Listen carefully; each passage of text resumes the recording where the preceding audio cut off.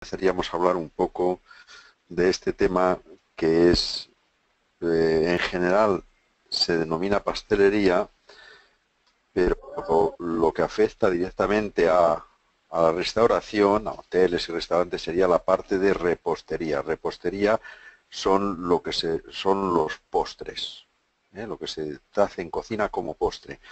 Pero los preparados y las elaboraciones de pastelería también se pueden servir en la mesa, también pueden ser utilizadas como postre.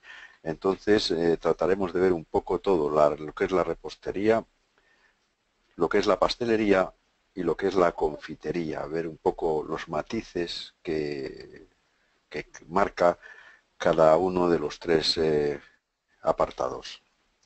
Bueno, y para decir que lo que son los postres, pues los postres se dan siempre al final de la comida, el postre, el nombre postre es lo postrimero, lo último, y suele ser un punto final agradable, suele ser dulce, suele ser agradable y hay que tener en cuenta que suelen ser recordados y se asocian un poco a la idea de fiesta o de celebración. Entonces es conveniente cuidarlos, es conveniente tratar de que la gente cuando termine, cuando se vaya, que haya comido, se acuerde un poco de cómo ha terminado. De todo el menú, pero también de cómo ha terminado.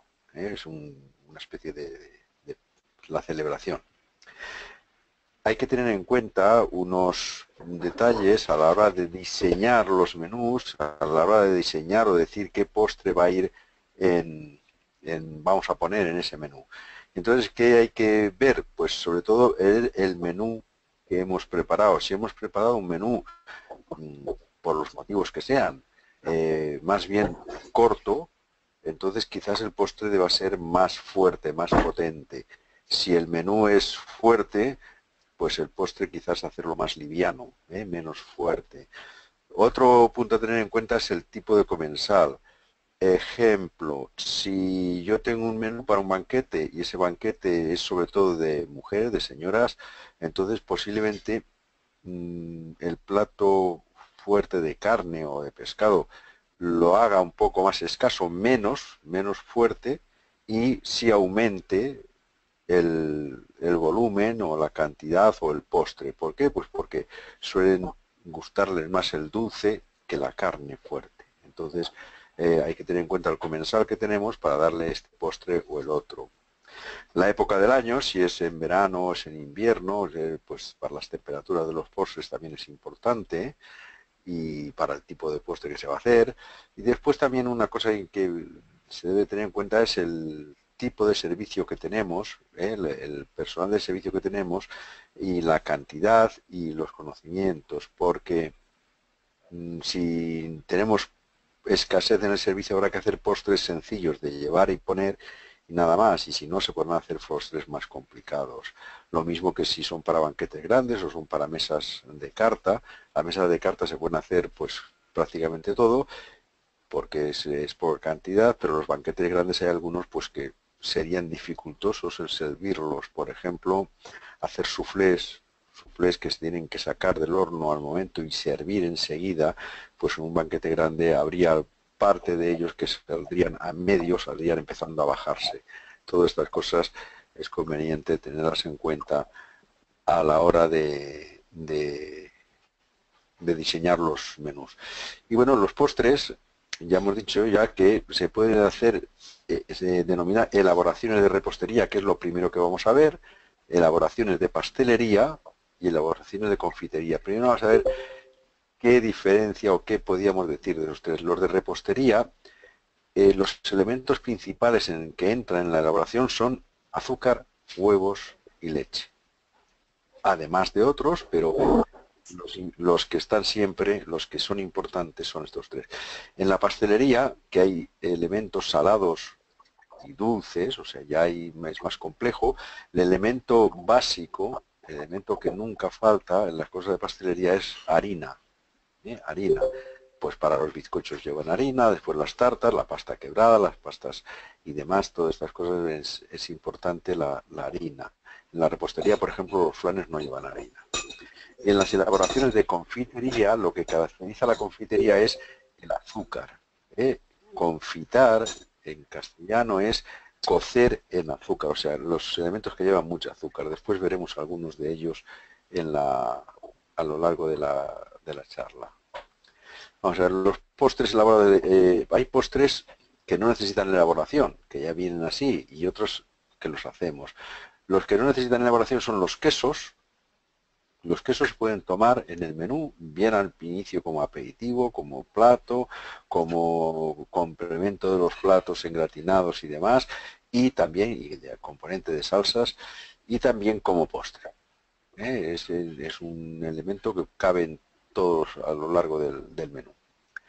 Las frutas, bien sean naturales o elaboraciones a base de frutas, que hay muchas, los frutos secos, también hay aquí en la zona de Valencia, en la zona de la costa del Mediterráneo, había una costumbre en las fiestas de los pueblos, pues que llevaban músicos y normalmente tocaban por la mañana un rato y después iban a comer, se repartían en las casas del pueblo para comer y a la tarde ya volvían, o al atardecer volvían otra vez a tocar en la plaza del pueblo, pues la música.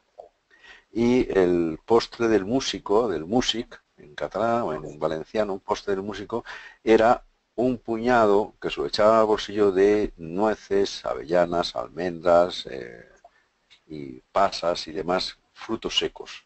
Y esto era un postre que se llaman aquí, se llama postre del músico. Y después postres calientes. Vamos a ver, los quesos, vamos a verlos por encima nada más. Se tiene que cuajar la leche a base de cuajo natural del estómago de los lactantes, de los animales lactantes, y después, según su elaboración, tenemos quesos frescos, que se conservan poco tiempo, hay algunos con algo de sal que se conserva un poco más, otros no llevan nada de sal y se conserva menos tiempo, son muy húmedos, y entonces son los más baratos y los más fáciles. Luego afinados, madurados o fermentados, que los hay de pasta blanda y de pasta prensada. Por ejemplo, de pasta blanda y corteza lavada es el camembert. Y además el camembert es que se enmohece. La corteza del camembert va saliendo un moho blanquecino y le da un carácter especial, por supuesto. Y los enmohecidos interior, que es los azules, que hay de distintos de esto, el más famoso es el Roquefort, y aquí en España también hay uno que es el Cabrales, que es un queso que lo dejan fermentar, lo dejan que se haga el moho en bodegas sopladas que les llaman, que tienen corriente de aire, y ahí se van madurando y va creándose el moho típico de estos quesos. Los de pasta prensada tenemos de pasta cocida, de pasta no cocida, y después los fundidos, que son los quesos que se utilizan para sándwich y estas cosas. Hay una variedad impresionante de quesos. Luego la clasificación se da de vaca, de oveja, de cabra, también hay de búfala, la mozzarella de búfala, o mezcla de las leches anteriores. Los más caros son los de oveja, porque da menos de sí, las de vaca más baratos, y las de cabra, pues precio intermedio. Y según la grasa, serán magros, semigrasos, grasos y doble grasos. Eso es según la cantidad de queso. Bien, en la cocina, ¿cómo se usa el queso?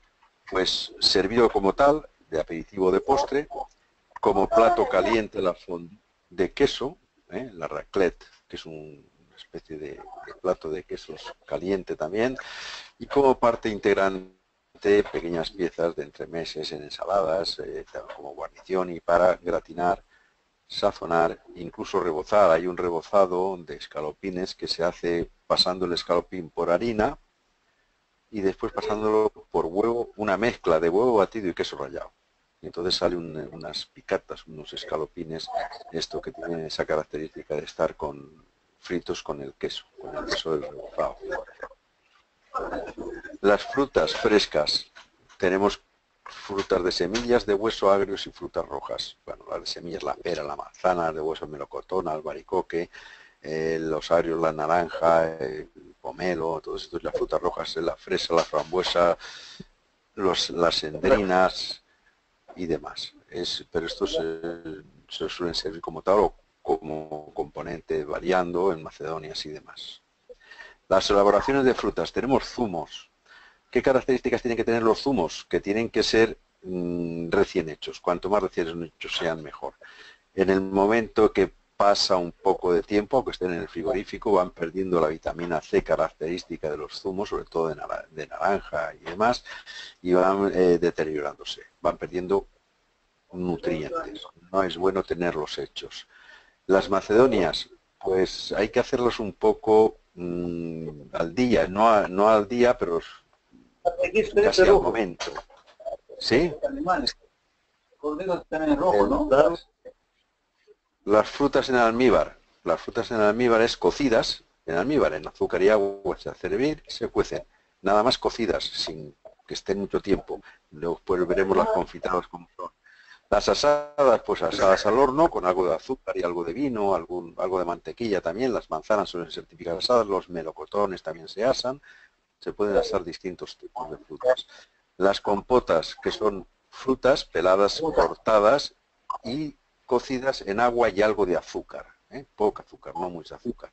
Las mermeladas, que la mermelada es pulpa de fruta y azúcar, pulpa de fruta y azúcar cocida. Nada más. Eso es la mermelada.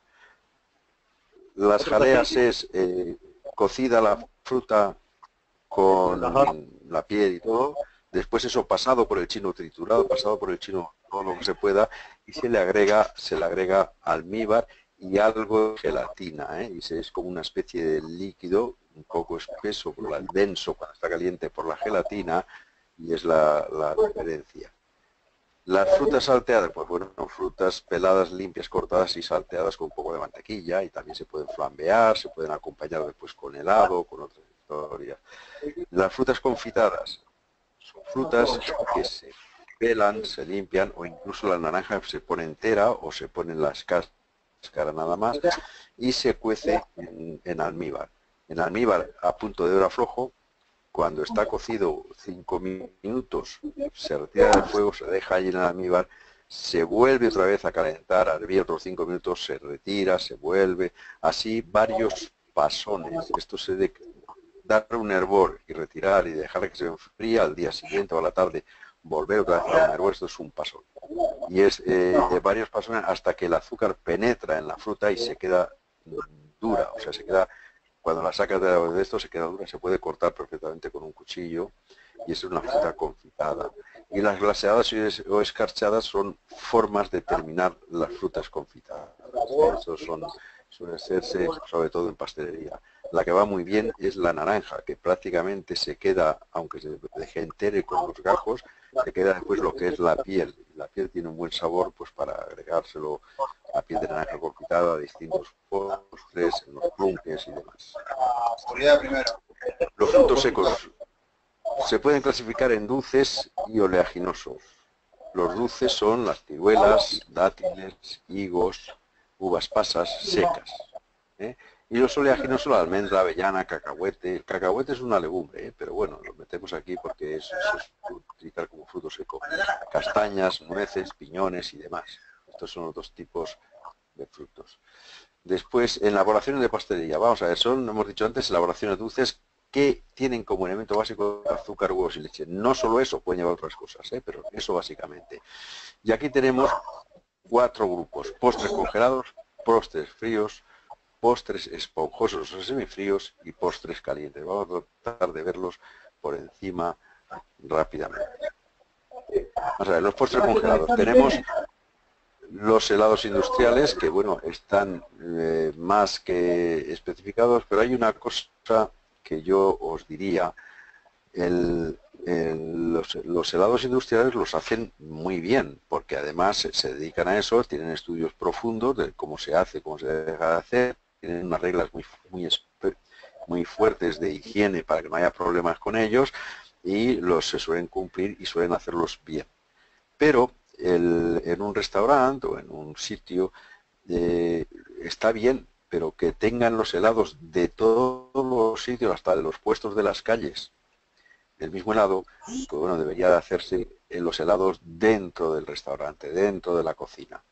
¿Por qué? Porque se tendrá un poco más de vainilla o un poco menos, o tendrá este carácter o el otro. Alguna cosa habrá que lo diferencie del común. Y ese es el valor añadido que podemos dar. No, no, es que este helado se hace aquí y mire, este tiene esta característica y le ponemos este fruto, estos trocitos que usted los ve de esta manera de la otra. O sea que yo pienso que los helados es mejor hacerlos en el establecimiento que no traerlos hechos, aunque es más cómodo traerlos hechos, ¿eh? Después vamos a ver, aquí hay dos grupos, sobre todo los helados que se elaboran en sorbetera o con sorbetera y los helados que se elaboran sin sorbetera. Vamos a ver los helados con sorbetera, son helados de crema, que después serán de chocolate, de vainilla, no sé, de pistacho, de turrón, de lo que sea, o sea, se puede ir muchos sabores, infinidad. ¿Qué es una crema inglesa? Una crema inglesa es leche, azúcar, huevos, los tres elementos principales, y después el aroma que le queramos echar. Por ejemplo, generalmente vainilla. Los huevos pueden ser yemas nada más. Es mejor que sean yemas nada más, con bastante cantidad. La característica de esta crema es que no puede hervir porque se corta. La crema inglesa no se puede hervir. Hay que calentarla al máximo antes cuando nape, retirarla de fuego enseguida y pasarla a otro útil para que se enfríe y se pasteurice. Y esto sería la crema base para estos helados. Los helados de fruta no es nada más que un almíbar con pulpa de fruta o con zumo de fruta. Y para que eso resulte correcto, el helado debe tener una densidad perdón, entre 18 y 19 grados Boumet. Nombre de Hay plato. decímetros, se mete el Boumet fue el chico que medía la densidad de los líquidos y entonces hay una graduación que se llama así y entonces ya la graduación mejor para hacer los helados de fruta. Es un almíbar de fruta con esa graduación y que se mete en la sorbetera. Ahora veremos lo que es. Los italianos suelen tener más graduación, más densos, más cantidad de azúcar y salen como muy suaves y muy untosos, son un poco distintos, pero vamos, en vez de 19 tendría 21 más o menos. Luego los sorbetes, que son helados con menos cantidad de azúcar, zumos, menos cantidad de azúcar, que tendrán de 14 a 16 grados. Y los granizados, que es lo que está un poco líquido y trocitos de hielo y demás, pues que tienen entre 10 y 12 grados Boumet. Esos son los distintos helados que podemos fabricar. No se van a fabricar todos, claro, pero el que se haga, el que se sirva, yo entiendo que es mejor hacerlo en el establecimiento. Y los helados sin sorbetera, que es el biscuit. El biscuit es una mezcla de yemas, azúcar y el aroma que le queramos dar. Puede ser de praliné, o puede ser de vainilla, o puede ser de café, de lo que le queramos dar. Entonces, ¿qué se hace? Las yemas, hay que poner bastantes, 16 yemas, medio kilo de azúcar en almíbar y medio litro de nata. Entonces, las yemas hay que montarlas con el azúcar, con el almíbar caliente y al lado del fuego para que aumente el volumen. Hay que montarlas batiendo hasta que aumente por lo menos 3 veces el volumen inicial, o sea, es un poco pesado. Y después se sale al lado del fuego, porque si lo tenemos a fuego fuerte se cuaja, se sale de ahí, se mete en un barreño con agua fría, se sigue batiendo para que se enfríe. Y una vez que esté frío, esta mezcla, esta es muy esponjosa, se le agrega la nata montada. Se le mezcla con cuidado y esto se tiene que meter en moldes. Y estos moldes a congelar a los 6, 8 o 10 horas, depende del congelador, ya están listos para desmoldar y servir. O sea, esos serían helados que son, al llevar nata y bastante cantidad y bastantes yemas, son helados muy sabrosos y muy untosos y de muy buen resultado. Yo recomendaría hacer este tipo de helados, hacer unos pequeños moldes en forma de bomba, y rellenarlos con esta mezcla, congelarlo y después desmoldar cada uno y se serviría un biscuit. La sorbetera, que no lo he dicho antes, es la máquina esta en la que se le echa el líquido y va moviéndose constantemente.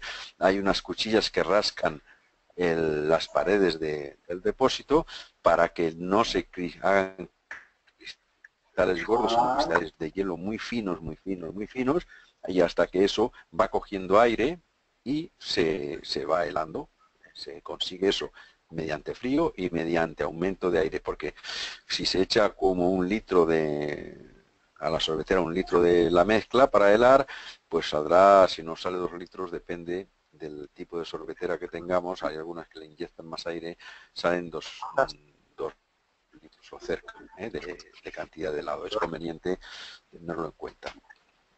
Y después las tartas heladas, pues es una tarta de base bizcocho en la que entre las capas pues se mete helado, por ejemplo, del helado de sorbetera, y después se cubre con mantequilla, o se cubre con nata, o se cubre con alguna otra cosa. Y las bombas heladas se suelen hacer la parte del molde. El molde se pone una capa de helado de sorbetera y el centro se rellena de helado del biscuit, de distintos sabores.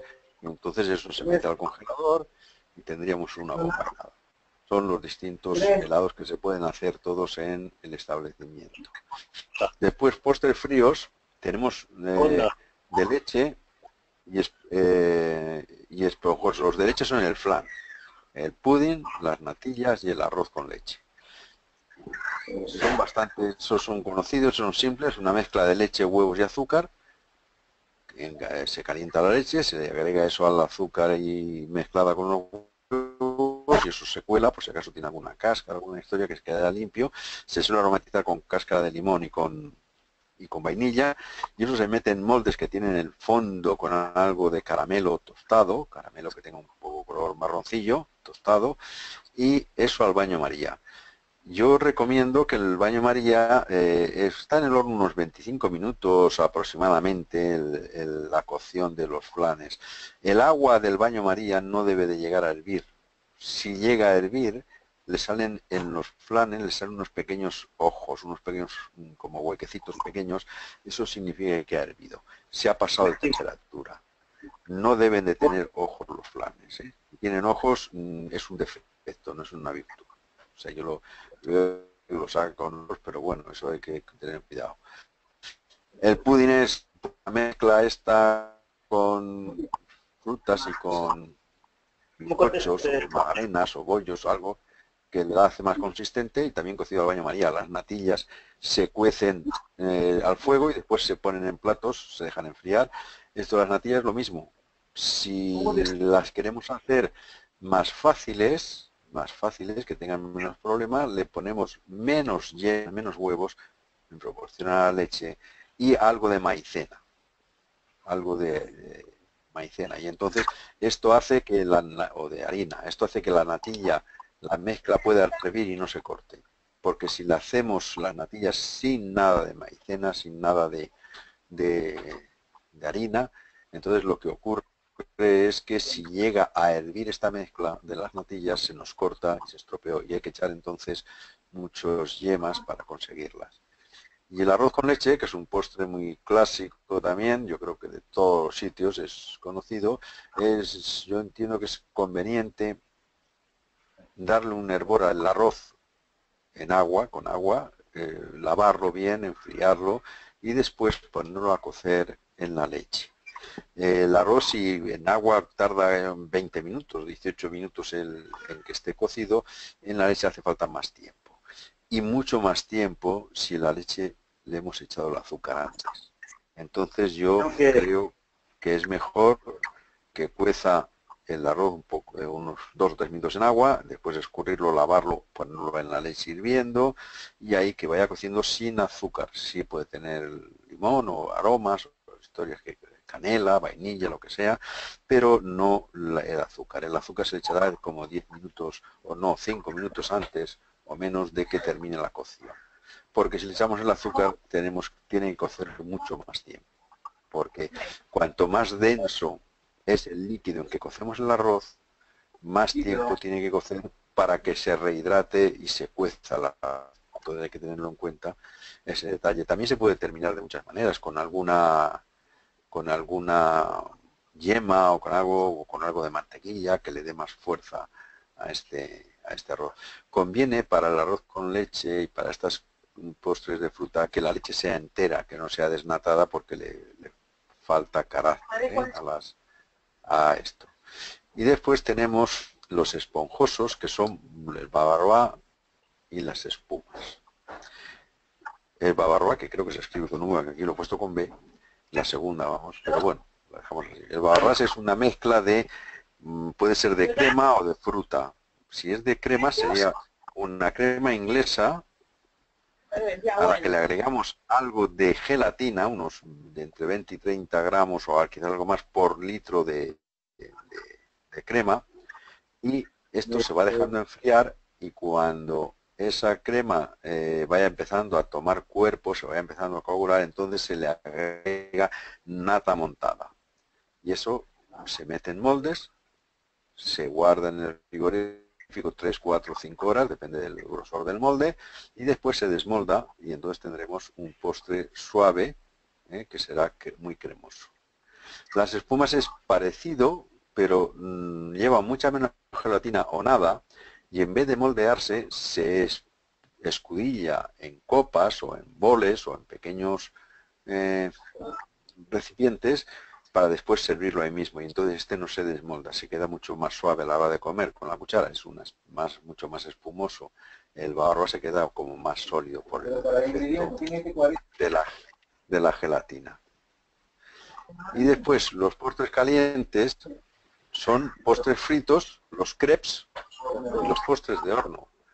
Los postres fritos, pues tenemos buñuelos de fruta, por ejemplo de manzana en rodajas, macerada con algún licor y algo de azúcar, y después pasada por pasta orly y frito.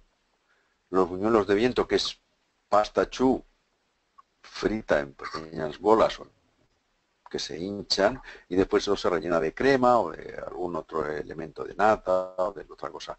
Generalmente lo típico de los postres fritos es que deberían de hacerse y servirse calientes. Entonces, en los buñuelos de viento no le vendría bien la nata, tendría que ser algo que soporte bien el calor, porque los freímos, están calientes, los rellenamos y los servimos.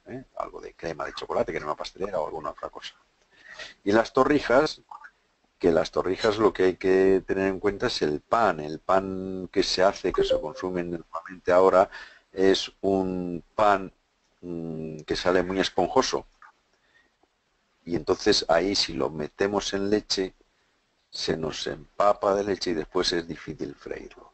El pan para las torrijas tiene que ser un pan más compacto, más metido en harina.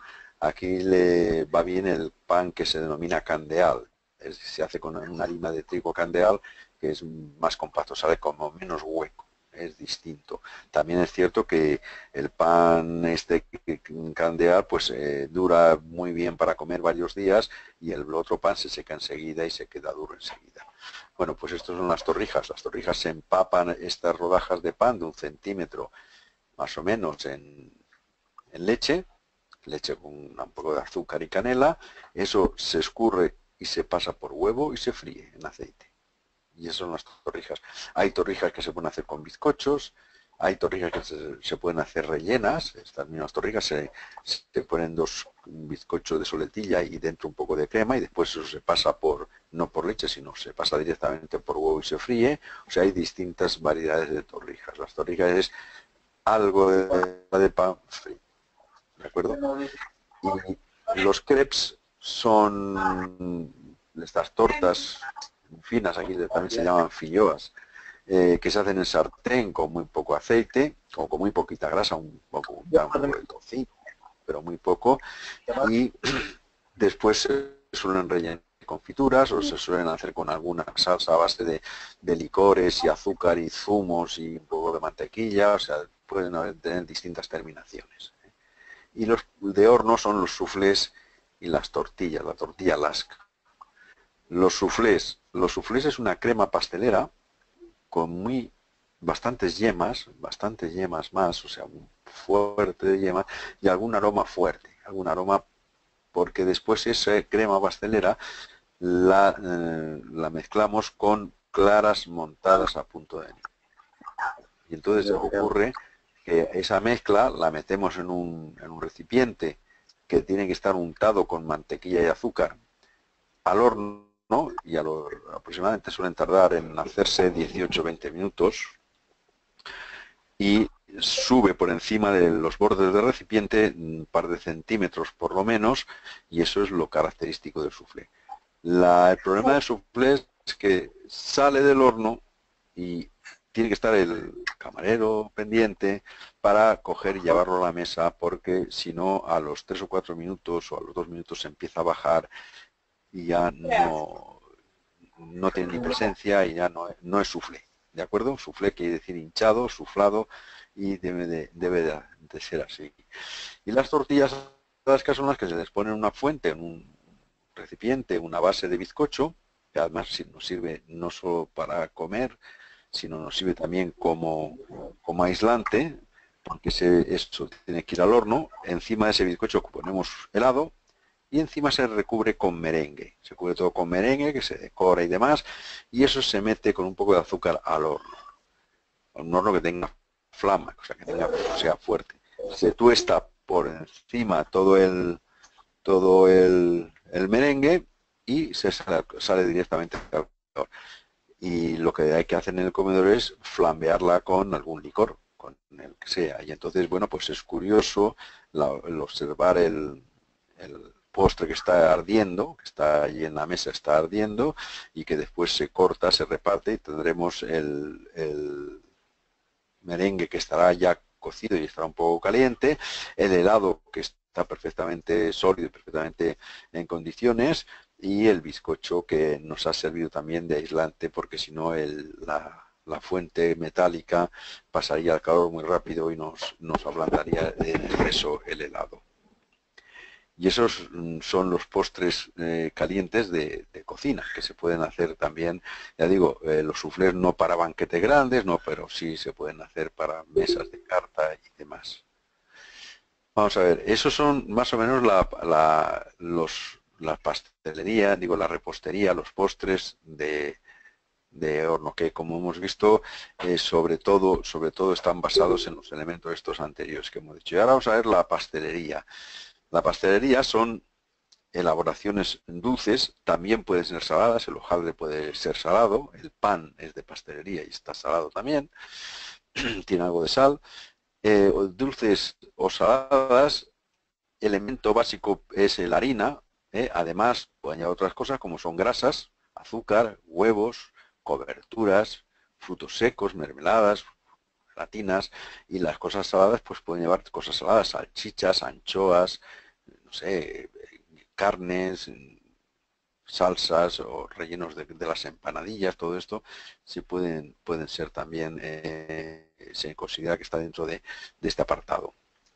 Las dulces se utilizan como postre y las saladas generalmente como plato o como componentes de platos o bien como aperitivo. Vamos a tratar de ver un poco la pastelería, a ver qué es lo que nos llevamos. Clasificación de la pastelería. Tenemos pastas de té. Tenemos pastas firmes y estiradas, que también pueden hacerse pastas de té.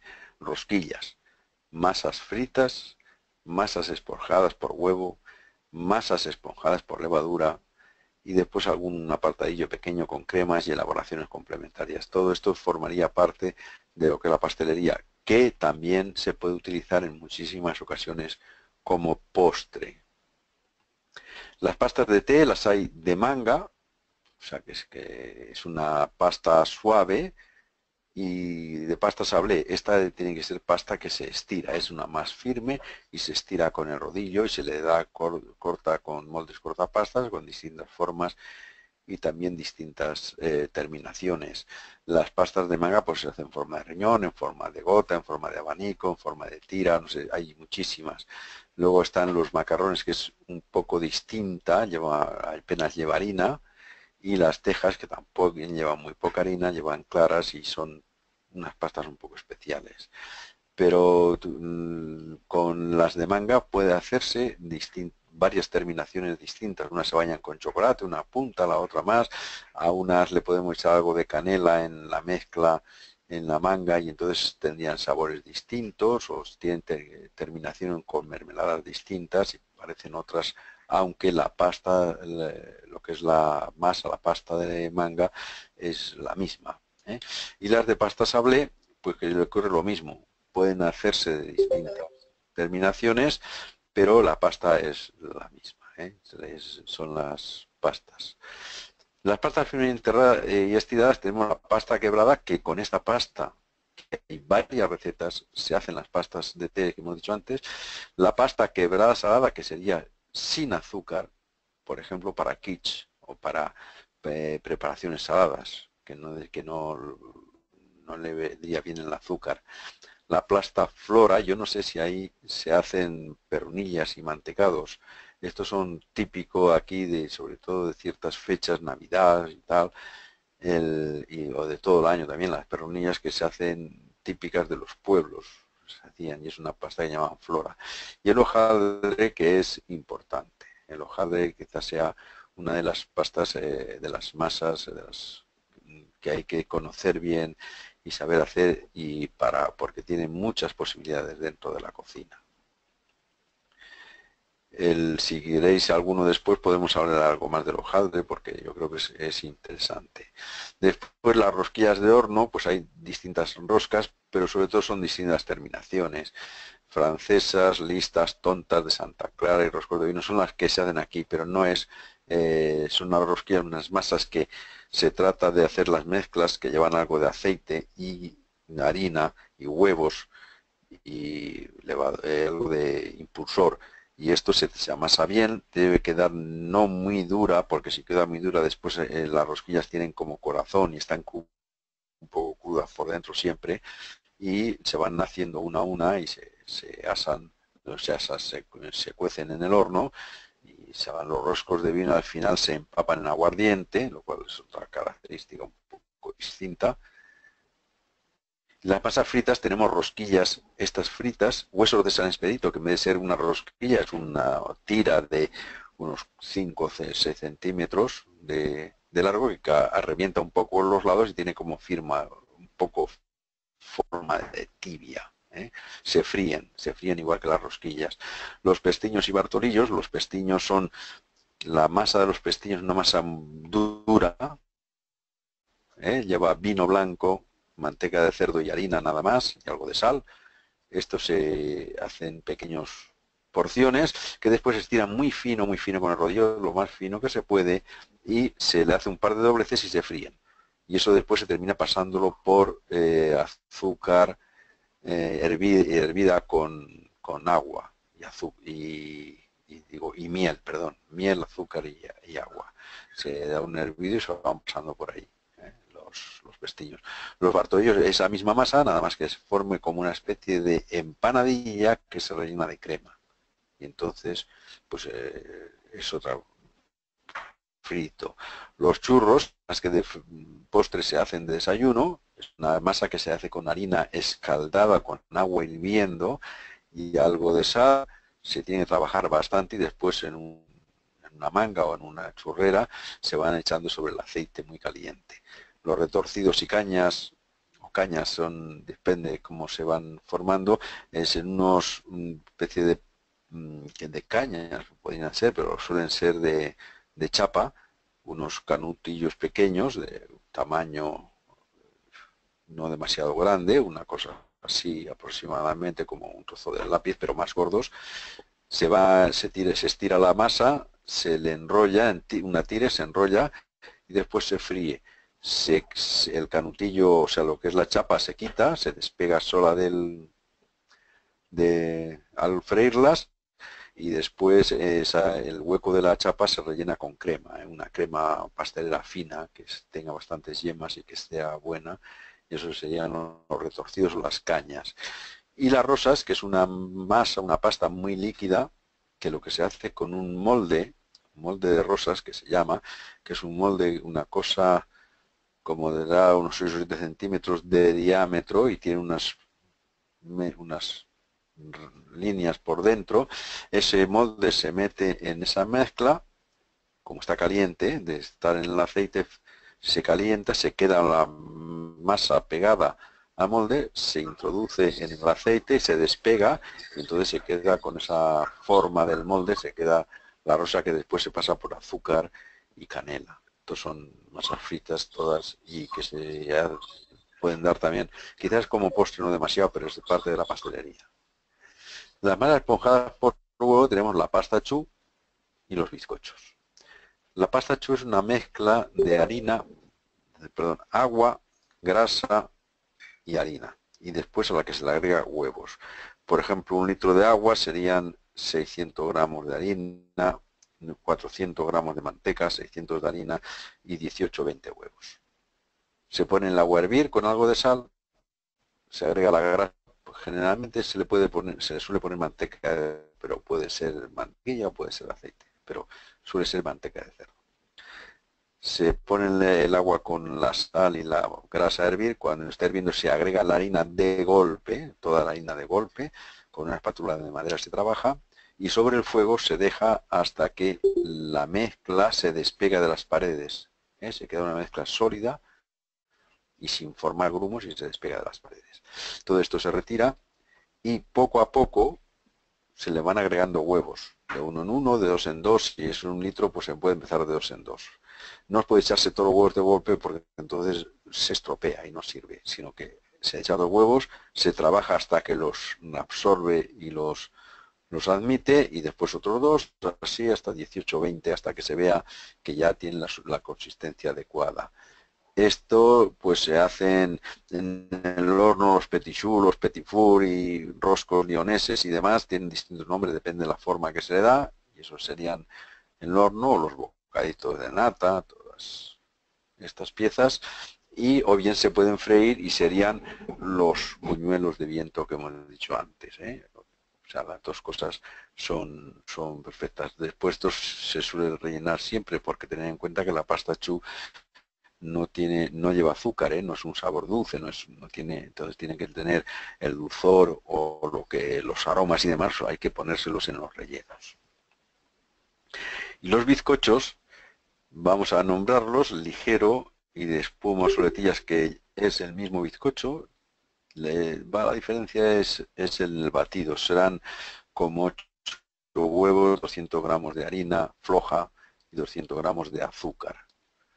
Se baten los huevos con el azúcar hasta aumentar 3 veces el volumen, se mezcla la harina con cuidado, sin trabajarlo, sin que tome color, y finalmente eso, una vez que está ya mezclado, hay que ponerlo en moldes o en planchas y a cocer al horno. Se cuece a unos 180 grados, unos 15, 20, 18 minutos aproximadamente, o un poquito más, y después se desmoldan y ahí con esos bizcochos pues haremos distintas tartas. El bizcocho de espuma es en las mismas cantidades, pero el batido, en vez de ser huevo entero con azúcar, es las claras por un lado y las yemas por otro, las dos con la mitad del azúcar más o menos cada una. Y entonces, una vez que están las claras montadas a punto de nieve y las yemas también aumentado el volumen y montado, se mezclan y al final en la harina sale un bizcocho un poco más esponjoso. Va mejor este bizcocho para hacer los brazos de gitano, para enrollarlos. La diferencia del cocer el bizcocho en tartera es que se cuece por 20 minutos, 18 minutos, 20 a 180 grados aproximadamente, y el bizcocho este de las planchas, un papel antigraso, la pasta del bizcocho se extiende y se mete en un horno a cocer a 220, o sea, bastante más temperatura y muy poco tiempo, no llega a los 10 minutos, 8 o 10 minutos está cocido, enseguida se ve cuando ya está cocido, se retira, se saca y entonces este bizcocho puede enrollar, no se llega a enrollar. Esa es el bizcocho imperial, que es un bizcocho que se hace con yemas y algún huevo y algo de azúcar, muy poco azúcar y algo de maicena. Se cuece al vapor, en vez de cocerlo en el horno, se cuece pues al baño María al vapor, o está con una olla tapada y ahí se cuece este bizcocho. Es un bizcocho mucho más amarillo fuerte, mucho más potente, porque se hace nada más con yemas, es de más calidad. Genovés, que es parecido al anterior, al ligero, pero que lleva, además, sobre todo, lleva grasa, lleva algo de mantequilla. Entonces es un bizcocho que nos dura más tiempo fresco para poder hacer tartas y demás. Las tartas durarán más tiempo, no, lo otro se seca antes y es más sabroso.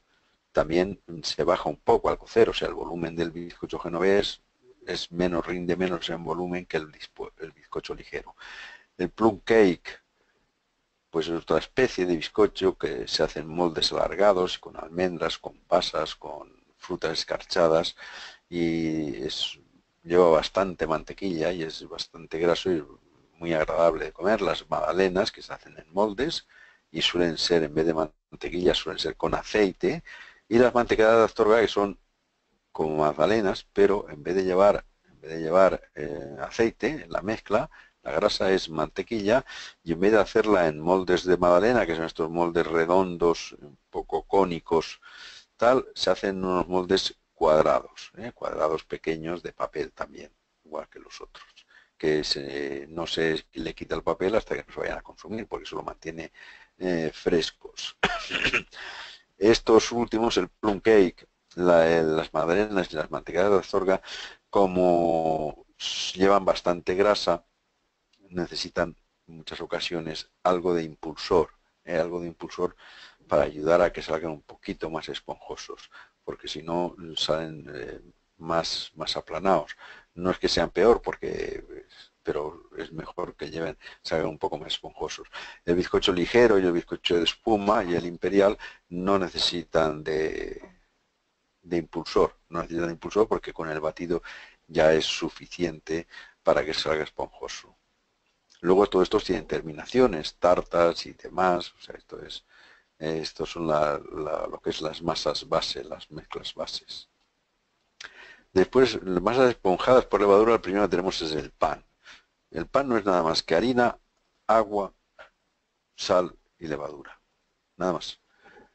El pan de molde lleva algo de grasa, le podemos echar algo de leche, por ejemplo al pan para la torrija se le suele echar algo de leche y menos agua, pero la base del pan es esa. Después se pueden hacer variaciones, muchísimas, si le ponemos alguna semilla, por ejemplo, semilla esta de dormidera, de ajonjolí, no sé, hay distintas de esto. Después a la masa le podemos agregar alguna cosa, algunos le agregan un poco de tomate, otros le agregan ajo picado, otros, no sé, distintas especias para que tenga distintos sabores y distintas características. Algo de aceite, puede hacerse muchas de esto. Aquí se está tratando de que se haga pan, aunque ya se reparte mucho pan congelado para terminar de cocer en los propios establecimientos y distintas piezas, pero se trata de que el pan que sirvo en mi restaurante, en mi local, sea distinto de los otros, sea un poco distintos, que se puede conseguir. Entonces eso es uno de los valores añadidos que tiene el hacer un producto en el establecimiento, no comprarlo ya hecho. Luego, aquí en España, en Europa, vamos, el pan es un elemento casi necesario en todas las mesas porque no se pone pan siempre. Ahí en estas zonas, donde estáis vosotros, el pan se usa bastante menos porque la cultura de esta zona ha sido del cereal, del maíz, y nosotros allí hemos sido la cultura del cereal, del trigo. Entonces esa es una diferencia que, bueno, pues es una costumbre que está muy arraigada. Ahí se pone el maíz y el arroz, y aquí se utiliza el trigo sobre todo. La masa de bollería es una masa de harina, leche y agua, o leche sola o agua sola, pero vamos, puede llevar leche, a la que le agregamos algo de grasa. Los suizos llevan algo de grasa y llevan también algún aroma. Entonces, esa es la masa base. Y de ahí hacemos suizos, medias noches, cristinas, bambas, trenzas, que son distintas formas que al final suelen tener también distintas terminaciones. El brioche es una masa de bollería que lleva mucha mantequilla, mucha mantequilla. Y entonces sale como muy untosa y muy muy sabrosa, muy buena. La masa hojaldrada, pues para hacer los croissants, napolitanas, pañuelos, caracolas, etcétera, pues es una masa que hacemos la masa de la levadura normal, con harina, agua, sal, algo, muy poca cantidad de grasa y la levadura. Esto se deja, una vez que está hecha, tenemos la parte de grasa que vamos a ponerle, que puede ser margarina o mantequilla, y la estiramos y le damos vueltas como el hojaldre. No hemos hablado antes de las vueltas del hojaldre. A esta se le da como 3 vueltas, hojaldre 3 vueltas, y estas vueltas después se estira, se cortan las piezas, se da forma y se fermentan al horno, digo al horno, a la estufa, y después se cuecen. Y estos son los croissants. Los croissants o los napolitanas, las caracolas. Sale algo hojaldrada. Mirad los croissants que se hagan y que dentro, al romperlo, al cortarlo, se vea una masa hojaldrada como la de un bollo suizo, como parecida a la del pan, no es buen croissant. Croissant tiene que ser como laminado, como el hojaldre, como hojaldrado, que se vean las hojas de la masa que se han cocido. La mantequilla es mejor, generalmente es mejor que las margarinas, bastante mejor. Y tiene una característica: la margarina da mejor pieza, o sea, más volumen. La margarina es más fácil de trabajar. La mantequilla, al fundirse, al ablandarse mucho con el calor y al fundirse enseguida en el trabajo, pues a veces es más complicada de trabajar, es más difícil. Pero el resultado final es que un croissant de mantequilla se come y es muy agradable, y el croissant de margarina suele ser más vasto, y suele ser que al comer se queda pegada las capas en el paladar, porque la grasa de la margarina es distinta. La mantequilla, la ventaja que tiene es que, como es la grasa de la leche, y la leche a la temperatura del cuerpo está fundida esa grasa. Entonces, lo que hace en la boca que es que engrasa, suaviza, lubrifica el paladar y ayuda a comer. En cambio, las grasas estas más sólidas facilitan el trabajo, pero al pasarlos por la boca se quedan pegadas al paladar y resultan más desagradables. Después, ensaimadas y torteles, que es típica de aquí, de Mallorca y toda esta zona, la ensaimada de los torteles, es una masa que se tiene que hacer con harina fuerte y hay que hacerla el día anterior. O sea, no se puede hacer una ensaimada hoy y cocinar y cocerla y cocinarla, sino que se hace hoy se pone a cocer al horno mañana. ¿Por qué? Porque mirad, es una masa que se tiene que hacer con levadura, masa madre que se llama, levadura del día anterior. Entonces, esa masa, por la forma de trabajar, se estira, es muy elástica. Entonces, lo que se hace es que se estira una especie de tira de unos 10 o 15 centímetros y unos... Hola, sí.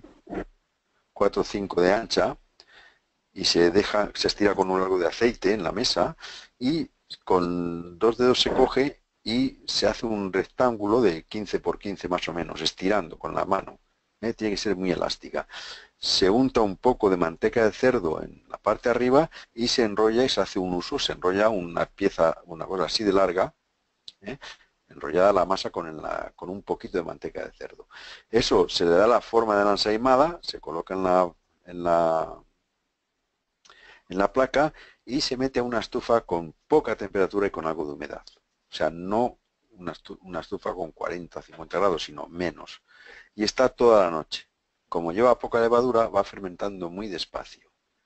Y eso es lo que al día, a la mañana siguiente, se le echa el azúcar por encima, el azúcar glass por encima, se mete a cocer y debe de salir hojas, las hojas que hemos hecho de masa con la manteca, deben de salir las hojas, o sea, no un bollo, sino como una masa de suizo, sino las hojas. Es distinto, ¿eh? Es una cosa. Y la pasta Orly, que es para freír, yo que sé, cualquier cosa que queramos freír, gambas Orly o frutas o cosas saladas, cosas dulces, no importa, ¿eh? Es también otra masa que entra dentro de esto. Hay tres tipos de pasta Orly. La que se hace con levadura, que yo creo que es la mejor, la que se hace con un líquido que tenga gas carbónico, puede ser cerveza, no debe ser Coca-Cola ni tónicas, porque tienen azúcar, pero sí cerveza o sí sifón, soda. Y entonces esa pasta pues tiene el mismo efecto, o también otra que se hace con claras, pero vamos, cualquiera de las tres. La que más mejor, la más fácil es la que se hace con levadura prensada. Y cremas y elaboraciones complementarias, pues tenemos la crema pastelera, crema de mantequilla, chantilly, trufa y variantes sobre esta, que se pueden hacer muchas echándole algo, mezclando unas con otras y demás. Se consiguen distintas cremas, tanto de relleno como para cubrir pasteles y demás. Después todas se pueden aromatizar con chocolate, con café, con fresa, con distintos aromas, ¿eh? Vamos a ver, y después vamos a ver la confitería. La confitería son sobre todo preparados que llevan mucho azúcar en su composición. Los puntos del azúcar. El azúcar, que es para conseguir un azúcar con punto, no es nada más que coger azúcar y agua y ponerla a hervir. Hay que limpiarle bien la espuma, no hay que dejar que se solidifique por los lados con una brocha para evitar que se tuesten ni le den color, y así hasta conseguir el punto que deseamos. Si ponemos igual cantidad de agua que de azúcar y le damos un hervor de unos minutos, pues tendremos un azúcar a punto de hebra muy flojo, punto de espejuelo, punto. Cuanto más va evaporándose el agua, o menos agua le echamos al principio, más punto tendrá, o sea, más cantidad de azúcar habrá, más densidad habrá. Esto se suele medir con el densímetro de grados Beaumet, igual que hemos dicho para los helados, o se suele medir porque llega un momento que tiene muchísimo azúcar y no entra el densímetro, o sea, no vale este sistema, con un termómetro centígrado. Se mete el termómetro en el azúcar hirviendo y según la temperatura que tenga, tiene un punto u otro. Los puntos son el punto de hebra flojo, que al tener una gota de azúcar en los dedos y hacer este movimiento, se queda una pequeña hebra muy fina que se rompe. Hebra fuerte cuando esa hebra es más gorda y aguanta más, es más fuerte. Después hay otro punto que es punto de globo, que es meter una espumadera en el azúcar hirviendo, soplar fuerte sobre esa espumadera, y por los otros lados tienes ahí globitos de azúcar. Entonces sería punto de globo. Después tenemos punto de bola, que metemos una aguja gorda en el almíbar, sacamos y en agua podemos hacer con los dedos podemos hacer una pequeña bolita de azúcar que ya se puede manejar. Punto de bola más fuerte, quebrado. Después ya está el caramelo rubio, el caramelo blanco, que será cuando tiene unos 150 grados, 147, 150 grados, el caramelo rubio y el caramelo oscuro y el ya quemada, que es para hacer salsa París. Estos son los distintos puntos que los tenemos para distintas elaboraciones. Con el azúcar, el caramelo se puede hacer, soplarlo y hacer como en el vídeo, hacer figuras y hacer piezas con la mano de rosas y demás. Para decorar es algo sencillo, hay especialistas en ello que hacen cosas bastante curiosas, bastante bien hechas, y es interesante, pues es un elemento añadido más, un valor añadido más para los establecimientos, el poder poner un buffet con alguna pieza o algún postre siempre con alguna cosita de azúcar, de caramelo y demás, pues siempre es interesante. O sea, tenemos los merengues, que no es nada más que claras montadas con azúcar, merengue suizo con azúcar en grano, merengue italiano con azúcar a punto de hebra fuerte, incluso puede llegar a punto de globo, sería ya un merengue más consistente. El pastillaje, que es una pasta que se hace con azúcar y agua o almíbar y, y algo de gelatina, de cola de pescado, y después esto se estira y se le dan formas y se hacen pues pequeñas piezas para montar casas o montar lo que se quiera. Crocante, que es azúcar caramelo con, con almendra tostada, la cobertura de chocolate que se hace en piezas importantes, la capuchina que es una especie de bizcocho que se hace con yemas montadas sin nada de azúcar y ninguna otra cosa, y después ese bizcocho, se cuecen al vapor, eso se cuece en almíbar y se hacen pequeñas piezas que permite doblarlas y permite el darles forma. Yema, todo esto son cosas de confitería que se suelen hacer, pequeñas piezas, pequeñitas piezas, y algunas galletas también pequeñas, macarrones y demás, y eso se suele dar al final de los banquetes, al final como para terminar con el café. Una fuentecita con unas cuantas piezas de estas. Y es una forma de terminar un menú completo. Y esto es un poco en síntesis todo lo que es la repostería, la pastelería y la confitería, que en la cocina suele ser, la parte de pastelería, suele ser una partida aparte, una especialidad dentro de la cocina, todo esto de pastelería. Pero si no hay, porque el establecimiento no es tan grande como para tener esa especialidad, sí conviene que en la cocina se hagan alguna de estas cosas, que se hagan las que se puedan. Cuantas más se haga mejor. ¿Por qué? Porque eso es un valor añadido que le estamos dando a nuestra oferta gastronómica, que es, yo creo que es importante. Y eso es lo, básicamente. Yo, si tenéis alguna cosa de la que hayamos hablado o queréis que hablemos algo de hojaldre o alguna cosa de esas, pues lo vemos. En un momento dado trataríamos de ver sobre vuestras preguntas y demás, qué se puede hacer, qué no se puede hacer y todas estas cosas.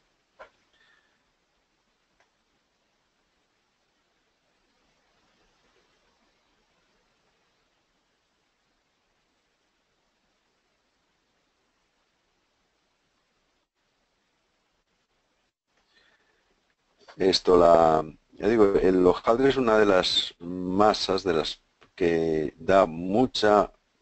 tiene muchas posibilidades, pues para hacer cosas saladas, para hacer cosas dulces, para hacer aperitivos, y si se hace bien, el hojaldre tiene vamos, tampoco es problema, porque es ir conociendo. Si se consigue dominar la técnica del hojaldre, que al principio no es fácil, esto es muy versátil, se pueden hacer muchas cosas con ello. Si el problema del hojaldre son sobre todo las piezas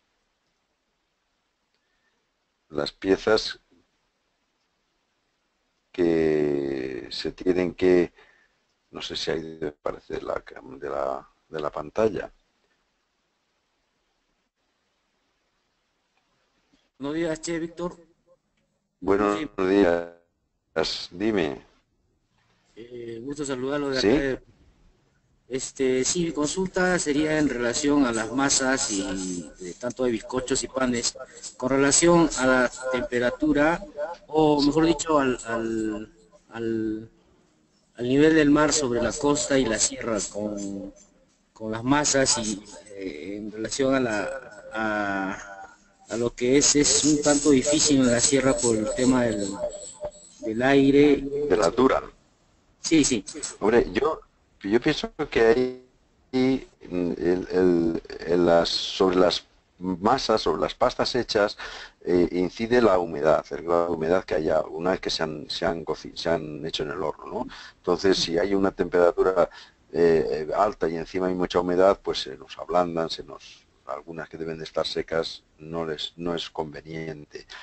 Luego, la forma de cocer, yo pienso que será más o menos igual, no creo que haya mucha diferencia, porque la temperatura de horno es, no sé si tendrá, así como el agua, si hierve antes ahí que aquí, al nivel del mar, cuesta más el que hierva el agua, allí se hierve antes, empieza a evaporar antes, pero yo creo que no es problema de cocción de los hornos, el funcionamiento deberá ser parecido.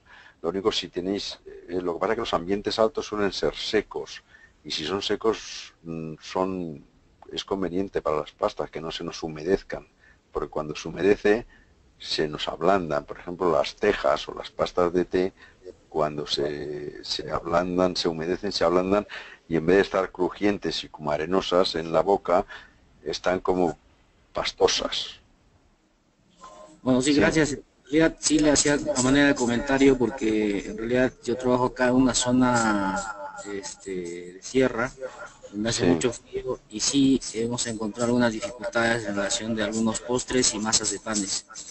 Entonces hemos tenido que darle más tiempo De de, cocción o... no, de que Pues, levante primero la masa y de fermentación. de fermentación. La fermentación tienes que tener en cuenta la temperatura de lo pones a fermentar. Si lo pones a fermentar, siempre que se pone en una masa de pan o de levadura, a fermentar tiene que ser un armario, una estufa cerrada, y no solo cerrada, sino que tenga humedad, porque si no tiene humedad se reseca, la parte de la superficie se reseca y después no desarrolla lo suficiente, no tiene que tener humedad. Y después la temperatura de la estufa dependerá de lo prisa que tengas, pero que sea 40 grados, 30 y tantos grados, que no sea muy alta, porque si la subes mucho también matas la levadura. Y cuando está justo subido por lo menos el doble del volumen inicial que has metido la pieza, es sacarla y meterla a cocer. En el horno es conveniente para las masas estas que tengas algo de humedad. Si hay hornos que les inyectan humedad, otros no. Bien, pues si es conveniente que tenga algo de humedad en las masas. Y si no, cuando ya está tostada la masa, la pieza está tostada, con un pulverizador de estos de spray, de estos de agua, echarlo un poco por encima, porque eso hace que se tueste mejor y tenga mejor presencia, en la Exactamente. pieza. Gracias. Sí. ¿Hacéis vosotros ahí mucho el pan? ¿Alguno lo hace?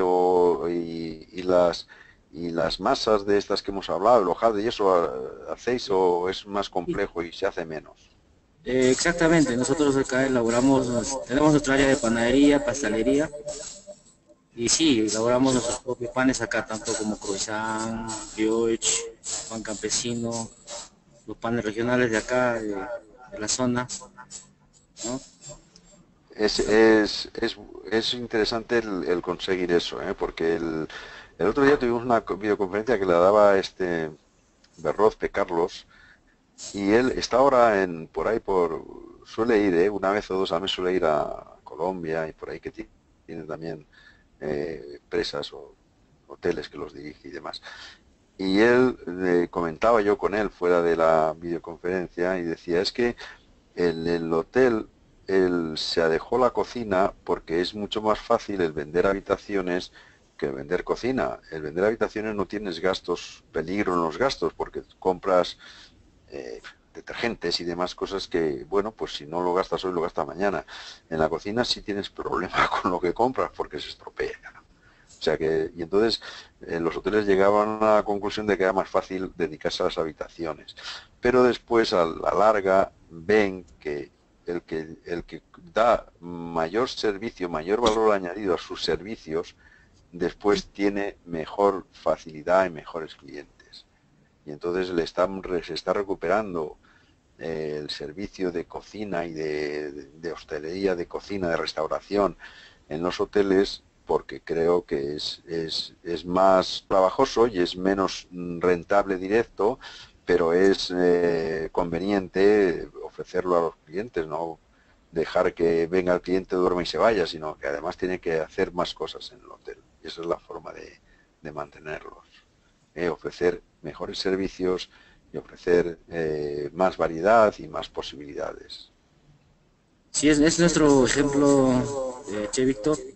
Sí. Acá, alimentos y bebidas, tiene buena producción y buena rentabilidad con relación, ¿no? A venta. Hombre, es interesante eso porque es donde hay que buscar el negocio y no el negocio y el prestigio. No es lo mismo un hotel que nada más ofrezca alojamiento que un hotel que te ofrece más cosas. ¿Eh? Tiene otra categoría y otra aceptación por parte del cliente.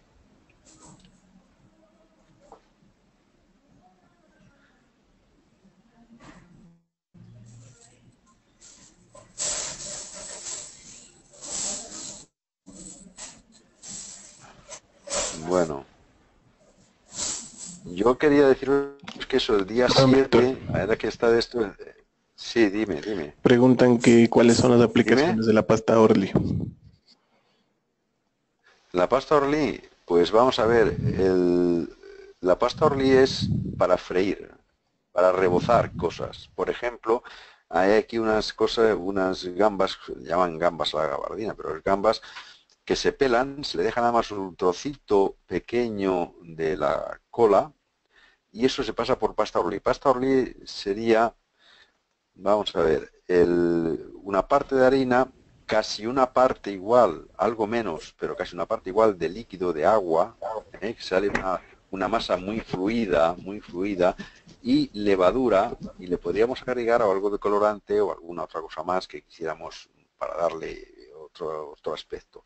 Entonces la gamba esta la pasamos por esa pasta, la metemos en la pasta y la echamos al aceite hirviendo y eso se fríe y se queda forrada con esto. Es lo mismo parecido a la tempura de los que quizás la conozcáis más, de los japoneses que lo hacen con harina, una harina un poco especial y agua muy fría y se va friendo las cosas como rebozadas. Esta pasta es más consistente y sale un poco más forrado, pero es parecido, ¿eh? Es un sistema parecido al de la tempura. Se puede, como si no le echamos muy poca sal o nada de sal, se pueden hacer cosas calientes. Por ejemplo, los buñuelos de manzana que decíamos antes, que son una manzana pelada y descorazonada, la cortamos en rodajas o en medias lunas, finas, eso lo ponemos un poco a macerar en coñac y algo de azúcar, otro licor, el que se quiera, se saca de esa maceración, se pasa por pasta Orly y se fríe en aceite. Y eso pues nos da la rodaja de manzana dorada por la acción de la fritura, que se ha cocinado, se ha cocido a la vez por la temperatura del aceite y bueno, pues eso es un postre, buñuelos de manzana. Ya hemos dicho que ahí se puede hacer sencillamente con harina y cerveza. Se hace la mezcla y a continuación a utilizarla. Si se hace con levadura, es harina, agua y levadura y algo de sal y después hay que dejarla fermentar, que suba una vez por lo menos, la fermentación natural de la levadura, bajarla con la mano, darle un poco de trabajo para que se baje y después ya se puede empezar a utilizar. Se puede empezar a utilizar y va fermentando, pues no le viene mal que fermente, que esté un poco subida. Y esa es la forma. También se le puede agregar alguna clara montada y eso lo hace más suave, pero bueno, estos son ya terminaciones y demás. Pero la pasta Orly es básicamente harina, levadura, agua y algo de sal.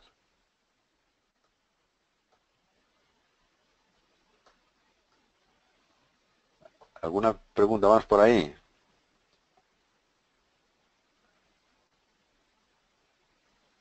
Entonces yo quería eso, deciros que el día 7 tendremos una videoconferencia quizás más corta, pero es para tratar sobre todo del menú, del trabajo fin de curso, que es el hacer un menú, y ahí es conveniente hacerlo con tiempo, o sea, que lo vayáis haciendo con tiempo, hacer un anteproyecto y enviarlo para hacer comentarios de ese anteproyecto y ver cosas, y después que lo hagáis, y para ver qué se ha hecho, pues hay que aportar o fotos, series de fotos bien hechas, o bien algún vídeo, y es conveniente también que hay quien no hace, pero que todo eso se le agregue un comentario, que la serie de fotos, pues sea una serie de fotos, por ejemplo, mise en place, primera fase, segunda fase y demás, diciendo las fases que son,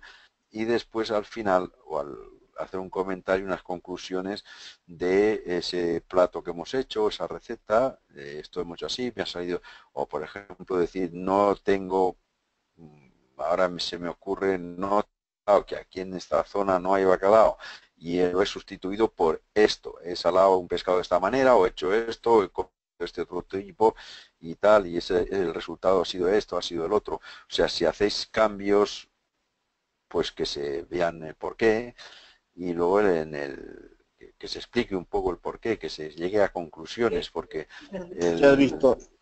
Sí, dime. Buenos días, por favor, una consulta tengo. ¿Cuál es la diferencia de harina de 4 ceros con los normales? Vamos a ver, no sé, yo no, aquí no sé, no existe esa, bueno, no conozco esa denominación de 4 ceros, pero la harina depende del trigo que se hace, son harinas más fuertes que tienen más cantidad de gluten, y entonces el gluten es lo que hace que al amasarla sea elástica, se pueda estirar, sea elástica. Si tiene mucho gluten, cuesta mucho estirarla y es muy dura, es fuerte. Y si tiene muy poco, pues se estira con más facilidad. Pero tienen distintas fines. La harina fuerte es para que coja correa la masa. Y la harina floja es para que no la coja. Por ejemplo, un bizcocho no tiene que coger correa. Si coge correa, lo estropeas el bizcocho. Entonces, para el bizcocho hay que utilizar harina floja. Para el pan, harina fuerte. Para la masa de la pizza, mezcla de fuerte y floja. O sea, es utilizarlas dependiendo de la finalidad. ¿Cómo se nota si una harina es fuerte o es floja? Porque las dos son blancas, no sabemos. Es coger un puñado de harina, apretarlo fuerte y abrir la mano. Si se queda una pequeña pieza de esa harina, no se rompe, si la toca se rompe, pero si se queda un poco, se queda ahí, esa es floja. Si se rompe, que no consigues que se haga bola, que no se consigue, no se puede, porque se rompe, al abrir la mano se rompe, se abre todo, es fuerte. La harina fuerte tiene más gluten, es más elástica y no es buena para cosas de pastelería. Para las pastas tiene que ser harina floja. Para los bizcochos, harina floja. Para estas cosas, harina floja.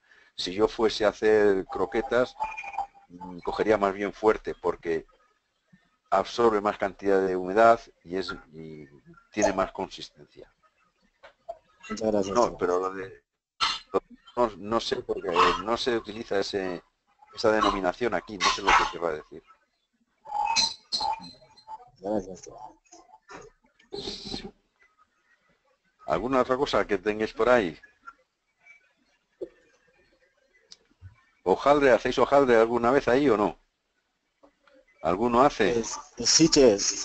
Como estaba comentando mi compañero, trabajamos en parte Sierra de Perú, Cusco, entonces siempre hay variabilidad de la altura, todas esas cosas. Entonces, prácticamente en Cusco no se ve esa harina de 4 ceros, si había una repostería sí recomienda harina de 4 ceros, ¿no? Si tenéis harina que le llamáis de repostería, será harina floja. Lo que yo veréis que si coges un puñado de harina, se queda la bola que haces, se queda. Y las otras harinas, esas fuertes, no se queda la bola, o sea, no se queda. Es una harina que tiene otras características. Cada una tiene su uso también, es así. La harina fuerte va bien para las pastas italianas, para eso va bien mejor harina un poco de trigos duros, fuertes, y para otras cosas mejor harinas flojas. Si nosotros hacemos pastas de té con harina fuerte, en vez de al meter la pasta en la boca se rompe y parece como si fuese arenosa, se quedaría como en trozos, se quedaría dura. No se rompería. Ya, che. Gracias, che. Nada. ¿Alguna cosa más por ahí? Yo quería también decir que se está terminando ya el curso y hay algunos, yo no sé si estarán ahí conectados o no, porque no sé quiénes son en este momento, tendría que mirar los archivos. Esto que les falta algunas cosas por presentar o por hacer, es conveniente que las terminéis, porque claro, en la parte en que no se ha presentado trabajo, los puntos son ninguno. Y entonces es conveniente que los presentéis los máximos posibles, porque es la forma de que todas las puntuaciones se sumen y al final pues se pueda sacar una nota más positiva, porque si no se presentan los trabajos, pues al final no hay nota.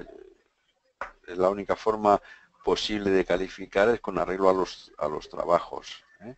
Y es conveniente, yo os pediría que es conveniente que presentéis las experiencias que hayáis sacado de algunas de las recetas, que me imagino que algunas serán comunes o tal, o podéis aplicar las vuestras ahí más o menos, y otras pues quizás sean algo distintas, pero las conclusiones a que llegáis después de haber hecho la receta, pues ¿qué os ha parecido? ¿Os ha parecido interesante, no? Si es aplicable a vuestro trabajo diario, si no es aplicable, porque depende del tipo de trabajo, será más fáciles o menos fáciles el incardinarlas en vuestro trabajo, algunas cosas, ¿eh? Y después en la cocina lo que tenéis que ver es de lo que vosotros tenéis ahí, de los productos que tenéis y de las experiencias que tenéis, sacar cosas nuevas y a experimentar y aumentar hacer cosas, crear cosas vosotros. Eso solo se consigue trabajando y haciendo y nada más, porque la idea no viene una idea que viene de golpe, he inventado, no se inventa, es la experiencia de hacer cosas y de equivocarse y de hacer cosas mal y de hacer cosas que fracasas y otras que de donde se van sacando conclusiones y se van sacando elementos y conocimientos, ¿eh? De los fallos se aprende más que de los aciertos, tenerlo en cuenta. Y es interesante todo eso. ¿De acuerdo? Buenas tardes, chef. Sí. Es que tengo una pregunta sobre la calificación del test, teniendo en cuenta que son 25 preguntas. Sí. Y cada pregunta vale un punto. En el test pasado, yo pues me salió 22.5. ¿A qué se debe ese 5? Si cada es que la valoración del test es que cada pregunta vale un punto. Si la pregunta no la contestas, pues se te ha restado un punto. Pero si la pregunta la fallas, se resta, me parece que es medio punto o algo así.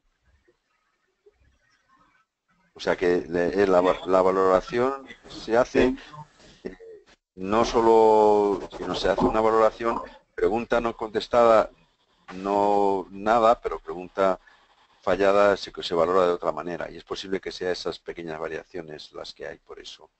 Pero sacar 22, dime. Sí, porque los demás tests que yo he hecho, pues no me había salido una calificación de 0.5. Entonces en esta pues, se me hizo raro, dije pues si cada pregunta es de un punto, ¿por qué me sale 0.5? Yo puedo contestar eso, ¿les puedo ayudar? Sí, por favor, sí. El punto fue, a mí también me pasó lo mismo, el punto fue que en una pregunta te daba, toda pregunta te daba 4 opciones, pero hay una justo en esa decía la respuesta, por ejemplo, A y C están correctas. O sea, por ejemplo, la A decía sí, la B decía tal vez, la C decía la A y la B están bien y la D ninguna de las anteriores. Entonces tú tenías que haber escogido una que decía, por ejemplo, la A y B están son las correctas. A lo mejor tú escogiste solo A, solo B, por eso fue el punto 5. A mí también me pasó lo mismo. Ah, ya. Era eso lo más seguro en la valoración esa. Es que no, es que los test se hacen y después se corrigen automáticos, o sea, no se van a, no vienen a aparecer para leerlos, sino que se pueden sacar, vuestras respuestas las puedo sacar y las puedo ver y leer una a una, pero no se corrigen uno a uno, se corrigen automáticos en la plataforma. Y entonces estará puesto que esa pregunta que has contestado a medio nada más, o que te rebajan un poco por algún fallo, no sé, alguna cosa de estas. Una preguntita, Chef. Haga un favor, cuanto al anteproyecto,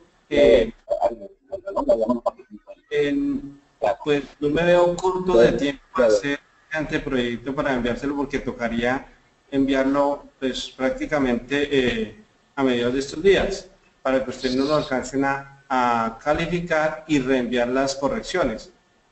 Sí. Entonces, me parece que es muy poco el tiempo que nos dan para hacer toda esa investigación, porque es bastante compleja, ¿no? Se me hace. Sí, vamos a ver, yo voy a decir una cosa. El anteproyecto es tenéis que hacer un menú vosotros, de lo que sea.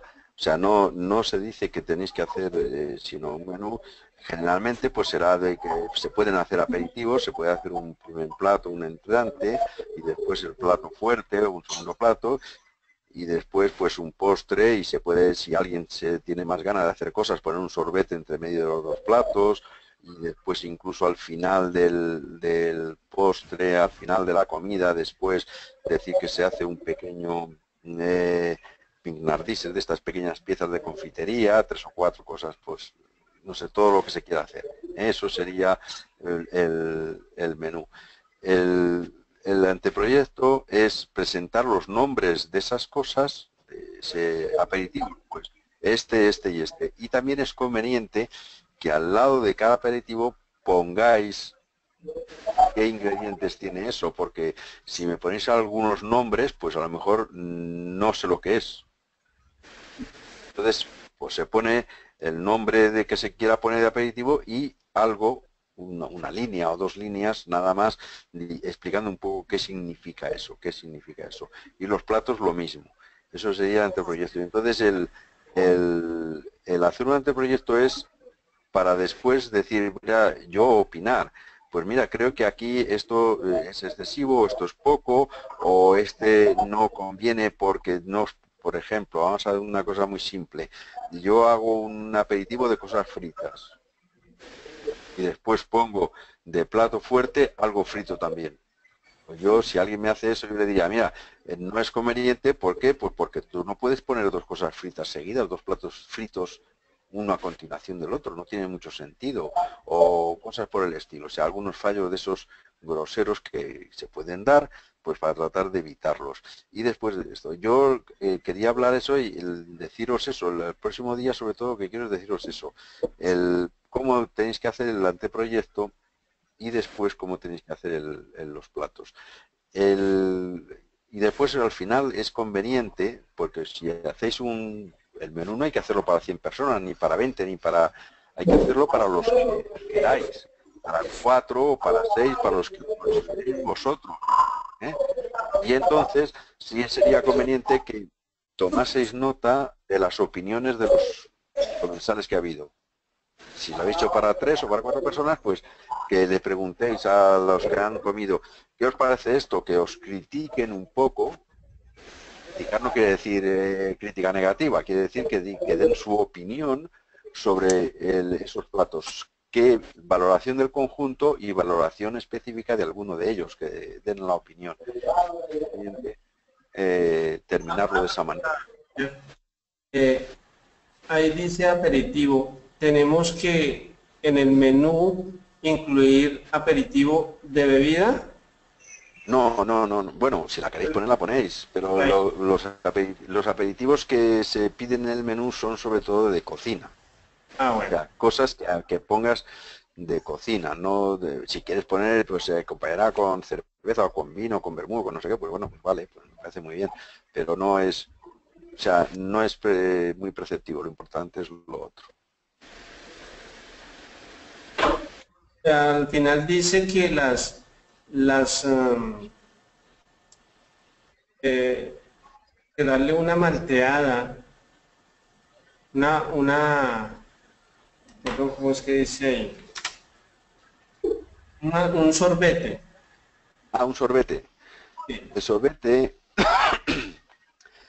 es un helado muy suave, que ya hemos dicho que tiene que tener menos graduación Beaumet, porque el sorbete, el defecto del sorbete, el bueno, que yo considero, es que es un helado que lo hacemos, tiene menos graduación, tiene más agua, por así decir, y es menos denso. Y entonces al meterlo en la sorbetera y helarlo, se hace muy suave, no se queda tan mantecado, tan untoso como el helado normal. Entonces ese sorbete, si lo guardamos 3 o 4 días en el congelador, se queda como un polvo duro. Entonces ese sorbete, la dificultad es de que al final se le agrega una clara, pero es un helado como muy suave y se suele servir una copa muy pequeña, o sea, no un helado de ración, sino como medio o menos, y es para entre plato y plato. Por ejemplo, hemos comido unos aperitivos unos entrantes algo fuertes, y entonces, pues para limpiar la boca, se toma un sorbete de limón o de apio, de cualquier elemento de estos que sea aromático, y ya de paso te deja la boca limpia para abordar el segundo plato. Eso es el concepto que ha habido de sorbete. Ahora también se utiliza pues como un poco más denso como postre, o se hace de distintas maneras. Hay también muchos recursos para terminar sorbetes. Pero bueno, eso es ver lo que más os apetece. Ahí dice Lo que no hace, no es... la región, armamos el, dice que también según la región armamos el menú, según el tipo de región. El menú tenéis que hacerlo tratando de que sea correcto nutricionalmente, de que sea correcto gastronómicamente, o sea, que esté bien coordinado, bien ensamblado, y después podéis poner los platos que queráis. No se trata de que hagas platos de cocina de un lado o de otro, tú pones lo que tú veas. Por eso, como hay cosas que por los nombres es posible que yo no los identifique, os pido que cuando pongáis un plato, debajo expliquéis un poco qué es ese plato. No la receta entera y tal, pero sí alguna aclaración, pues para tener una idea del concepto ese que es para poder valorar. ¿Alguna cosa más tenéis por ahí? Nada, vosotros.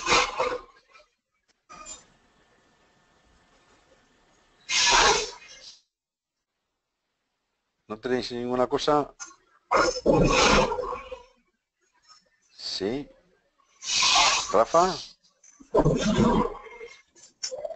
Sí. Pues lo cerramos. Pues yo creo que sí, podemos dar por terminado. Damos por terminado y ya quedamos para el día 7 organizar la otra. ¿De acuerdo? De acuerdo, Víctor. Venga, pues muchas gracias por todo. Muchas gracias a todos y que paséis buen día, el resto del día, buena tarde. Aquí ya se está empezando a caer un poco la noche, todavía no, pero vamos, ya empieza a caer la noche porque aquí ahora en España amanece a las 6 y pico de la mañana, como ahí, por ahí más o menos calculo, pero dura el día hasta las 9 de la noche. Hay luz de sol, Entonces tenemos el día muy largo y la noche más corta. Pero bueno, aquí es que luego en invierno a las 7 de la tarde ya es de noche y ahora es a las 9 de la noche es de día todavía. Pero bueno, que tengáis buen resto de día y que os vaya bien a todos y hasta la próxima. Gracias. Encantado de Víctor. saber. Hasta la próxima. Gracias. Adiós.